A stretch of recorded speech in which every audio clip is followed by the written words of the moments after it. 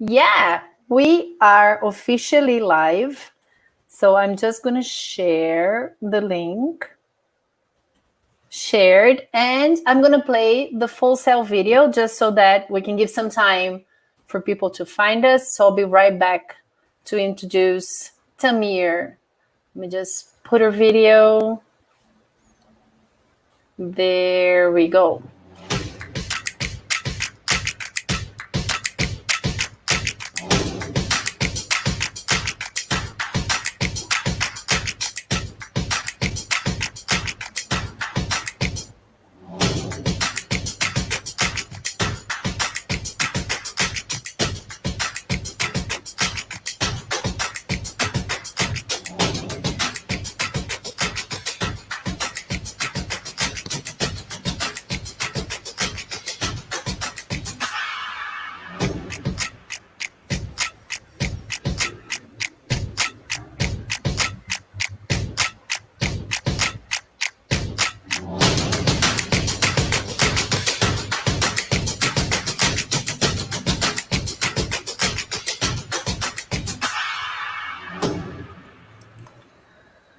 All right.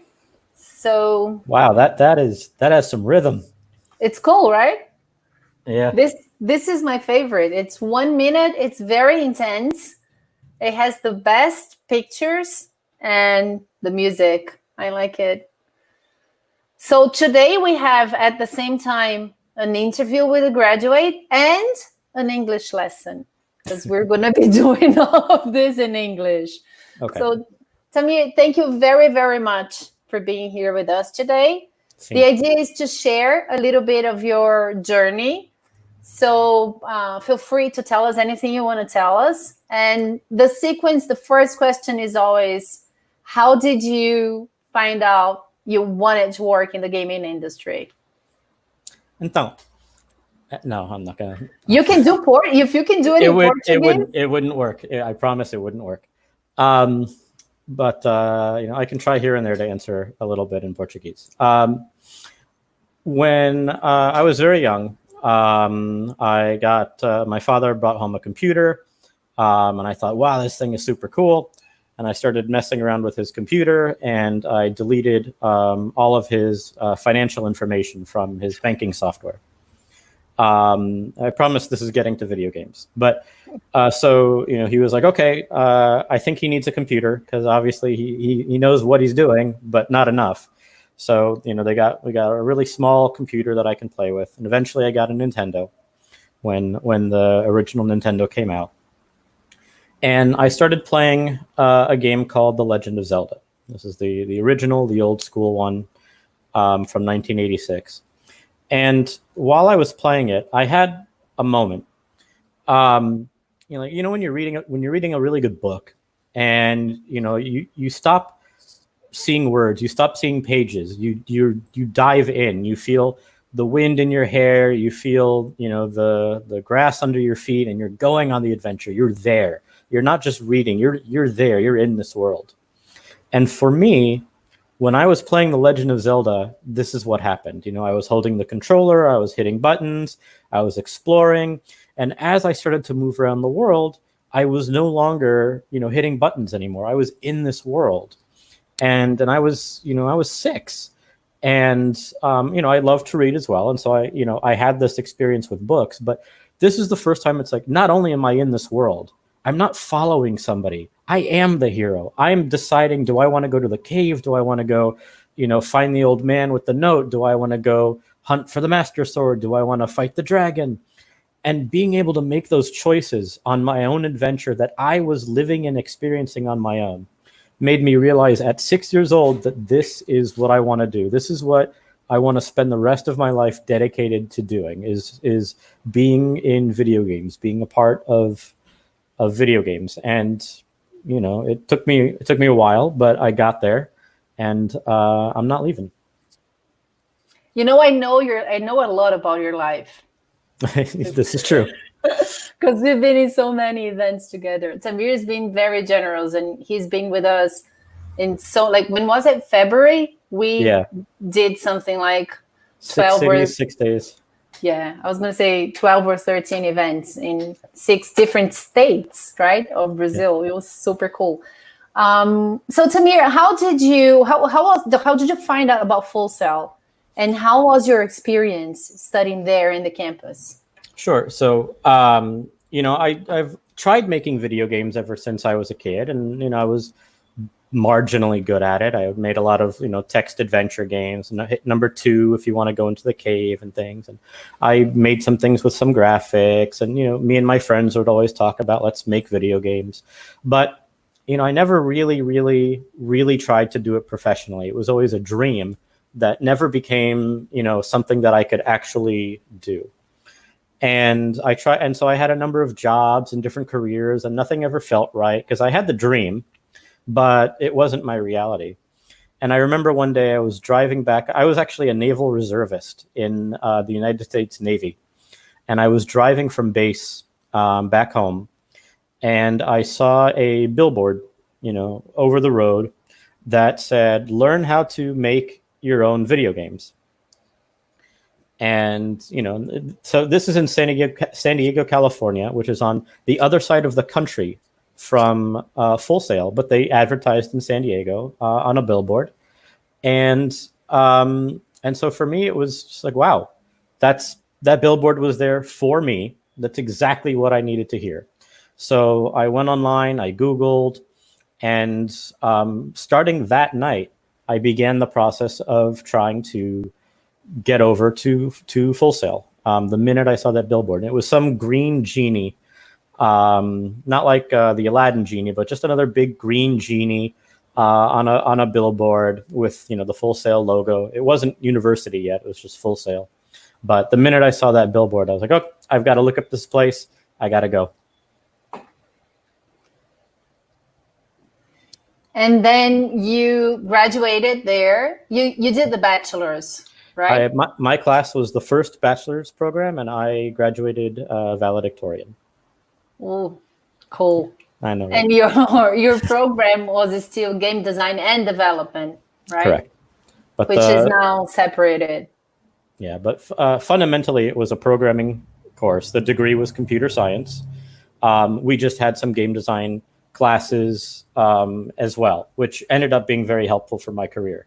So for me, I was very glad that we had that combination when I went at the time, because it made the most sense for me. This is really cool. Did they tell you that I'm enrolled and I'm starting next month? No, you did not. Are you going to be telling you as a game programmer? No. Come You're going to start learning Unity? You know me. No. Digital marketing. Parabéns. Thank you. Starting in July. So you graduated in game design and development. How was the beginning? How did the beginning of your career happen? Like looking for a job and positioning in the market? It's a funny story, actually. I'll try to say it short, but basically, I got my first job in the games industry because I flirted with 2 women before I started going to Full Sail. When I was going to decide if I wanted to go to Full Sail, I went to visit my friends who were going to Full Sail that I knew online, and I was staying with them for a week to do the behind the scenes tour and to talk to admissions and enroll and all that. And while we were there, we went to the Universal Studios parks, not that one, the one with the roller coasters. And I hate roller coasters. So instead of going on the roller coasters, I was the one who stood and held everybody's backpacks while they went on the roller coasters. And while I was doing this, I met 2 girls that were standing there, and we started talking and exchanged contact information. And turned out one of them ended up going to Full Sail eventually as well. So that ended up being pretty cool. But after I graduated, it turned out that one of them had a friend that was friends with John Romero. And so, like, while I was, working with the recruiting agency from Full Sail, the recruitment center, or the career center, sorry, I started, I was talking to these girls, and they They introduced me to their friend, and we had been friends for a little bit. And then he's like, "Oh, well, why don't I send your resume to my friend John Romero?"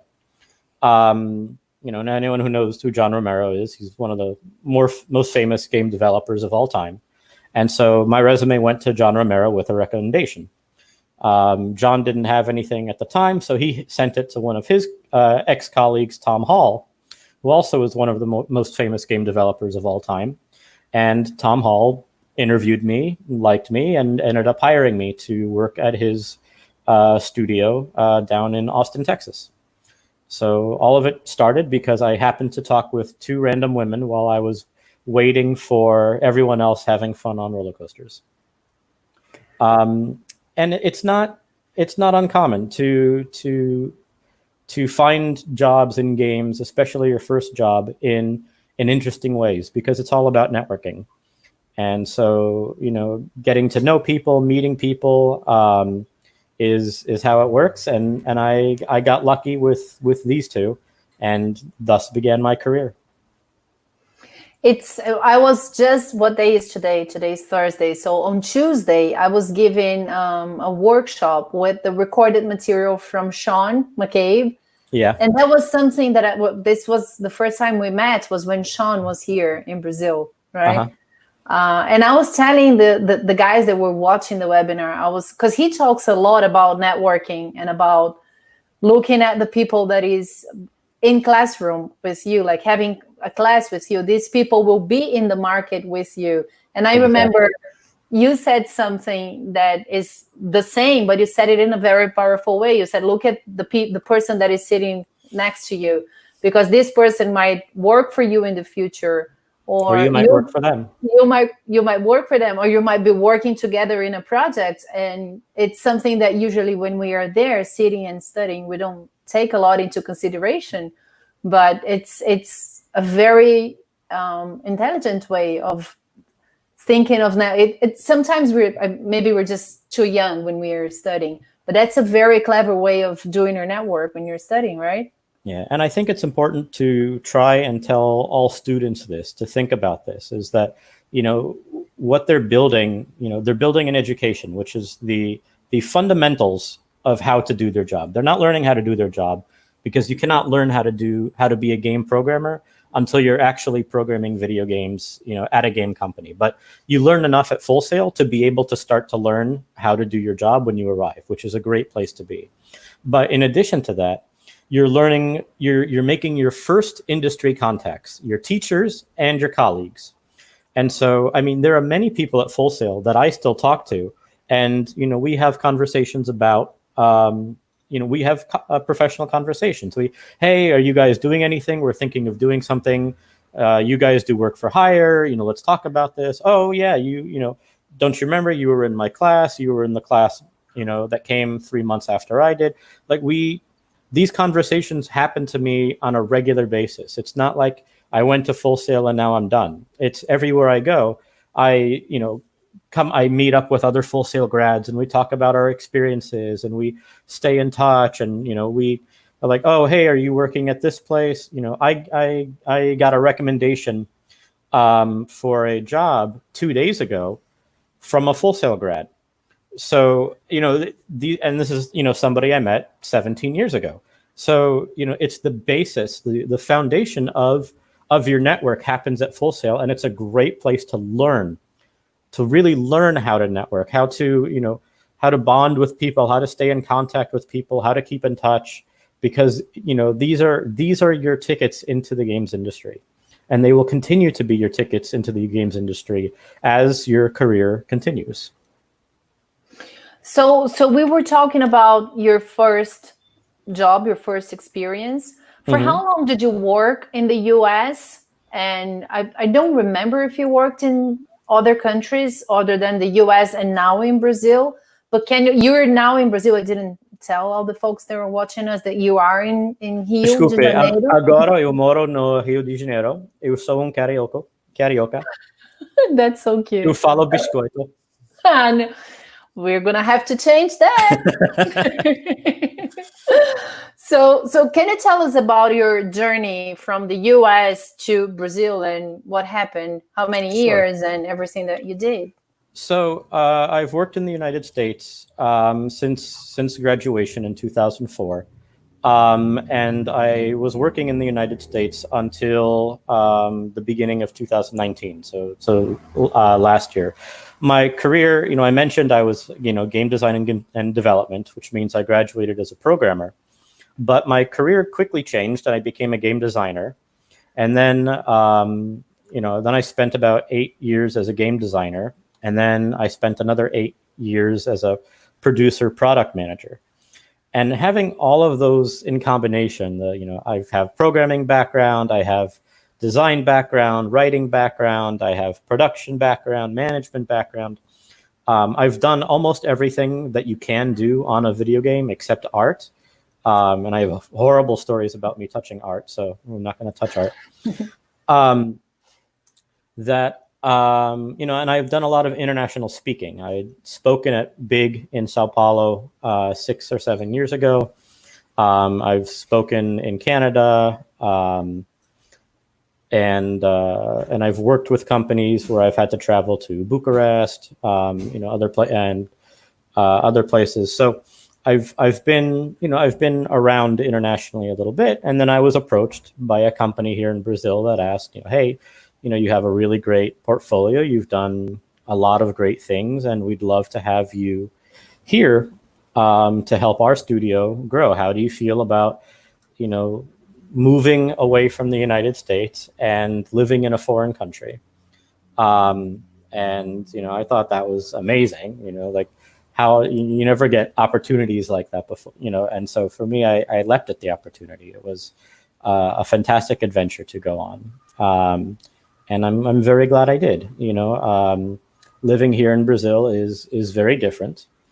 You can travel places and visit places, and it's like, oh, okay, they speak another language or whatever, but what's the big deal? It's not very different until you live someplace for 6 months and you have to pay bills and buy groceries and everything. You really don't understand just how different living in another country and another culture is. And so it's really been a wonderful adventure being here, working for a Brazilian game company, and taking in the Brazilian culture. So I've been here about 14 months now, and I absolutely love living in Brazil. Obviously everybody's working from home now, although, back home in the United States, it's not much better. So, I don't know, really if there's a best place for me to be or not, but I love the culture here. So I'm very happy being here in Brazil. Tamir, you have experienced the American market, and you have now 14 months of experience of the Brazilian market.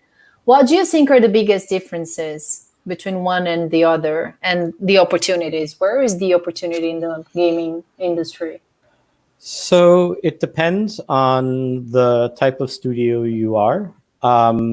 Brazil has a lot of unique opportunities in that, Latin America is the fastest growing market for gaming right now in the world, and that's mostly driven by Brazil. And so seeing indie studios coming out of Brazil, making games and these games becoming successful is, there's a lot of market there. There's a lot of market for work for hire coming out of Brazil. And as soon as somebody makes a AAA game, I think Brazil is going to absolutely explode even faster than it is right now. And so there's a lot of opportunity in Brazil to build a company. It's cheaper to build a company in Brazil than it is in the United States by far. And so if someone was able to start a studio, a branch from a AAA gaming company, in the United States here in Brazil, it would be amazing. As far as actual just trying to find a job in games, there are more opportunities in the United States. There's just simply way more companies in the United States, although entry-level positions can be difficult for things like visas. But all of that being said, I'm continuously seeing more and more indies and more studios that grow here in Brazil, and so I think the opportunities are starting to become more available to find employment.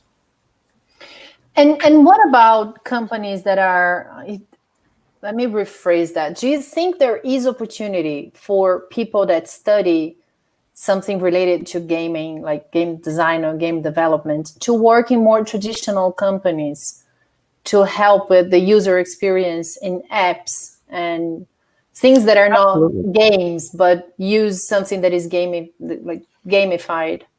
Yeah, absolutely. Programming you can use everywhere.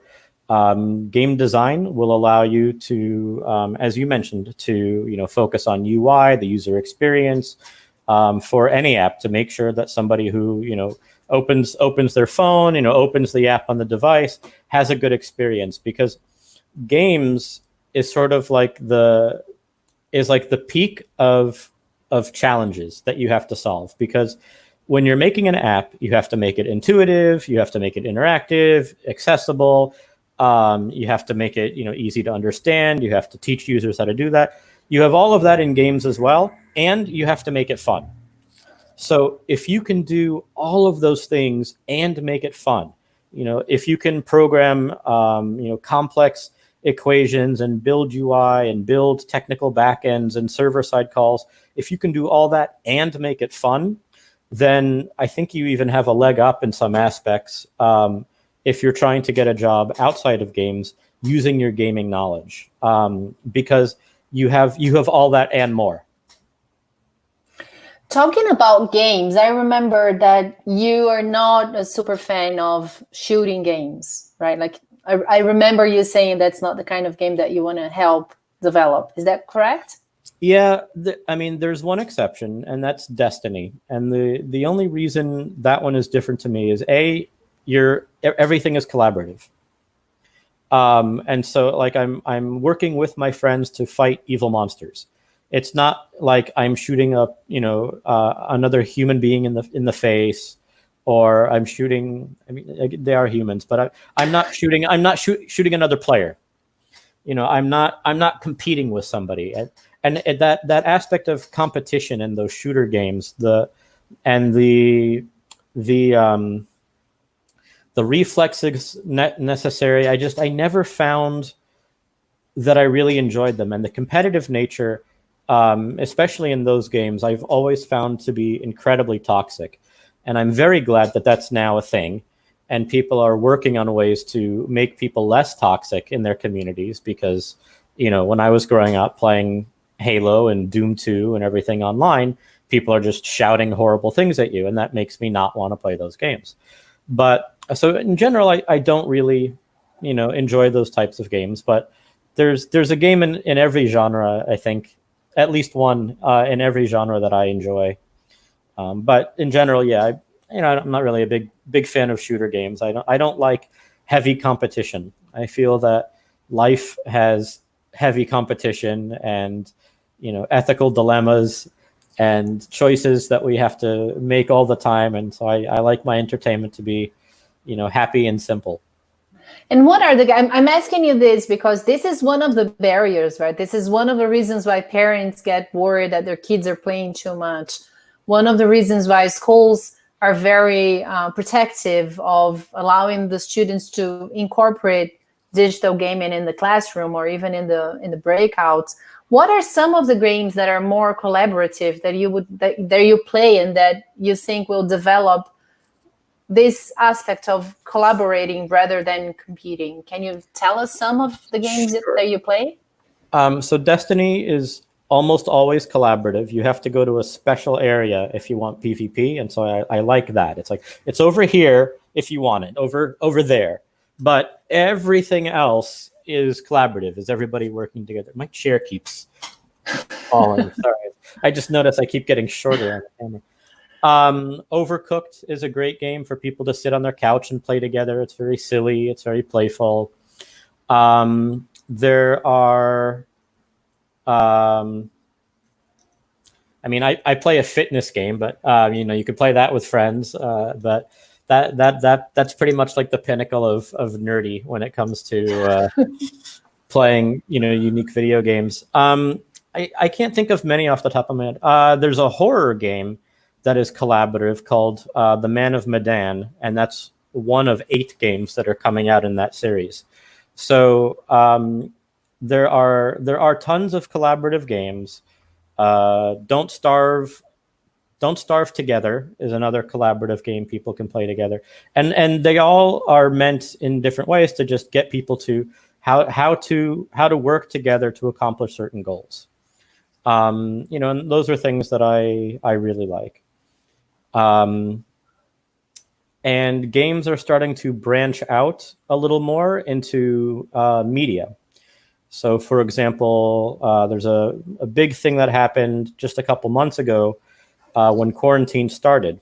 There was a concert in a game called Fortnite, which everybody but me plays, and they had a live 15-minute basic concert where the actor was on stage and performing, and the world was modifying, and the players were zooming around, and it was just this absolute magnificent piece of art.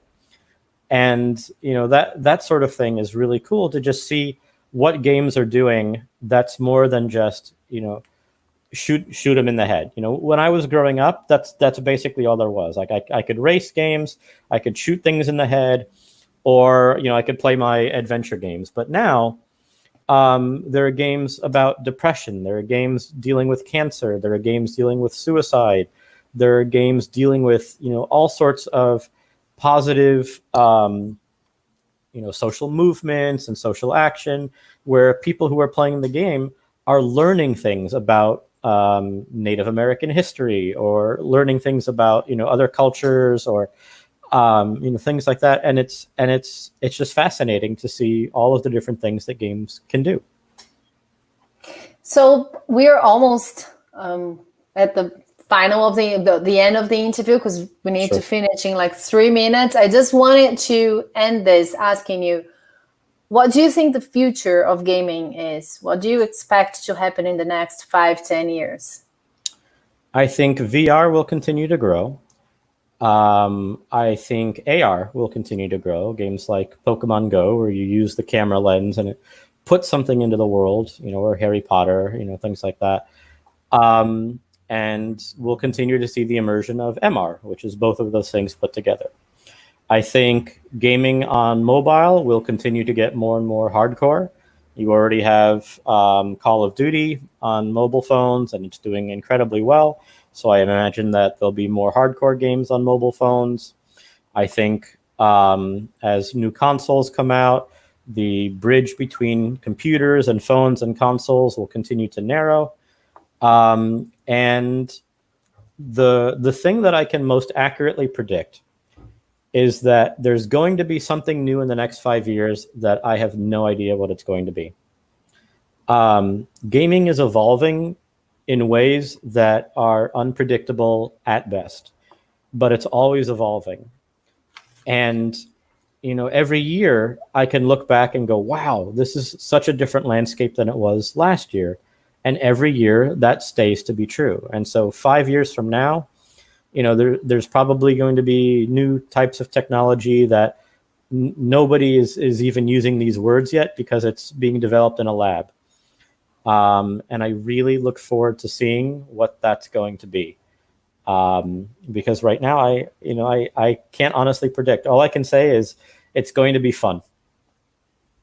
And with that, it means that probably you guys that work in the industry, you need to be always learning, right? To keep up with the new technologies. Absolutely. There's a reason why there's so many game conferences every year, is because, every 2 weeks there's some new, we just solved this problem. We just did this. And so going to these conferences, attending the lectures, and most importantly, networking and meeting people is how you can continue to have a very successful career in games. Super cool. Thank you so much, Tamir. It's a pleasure. Always I miss you, and I am feeling you're moving to São Paulo. It's happening. It's Saudade também. Just get used to the idea. No more beaches for you. Just who needs the sea? Just need big buildings and Tá bom. thousands of restaurants. Beleza. We'll be waiting for you here. Thank you so much, Tamir. Have a great end to your night.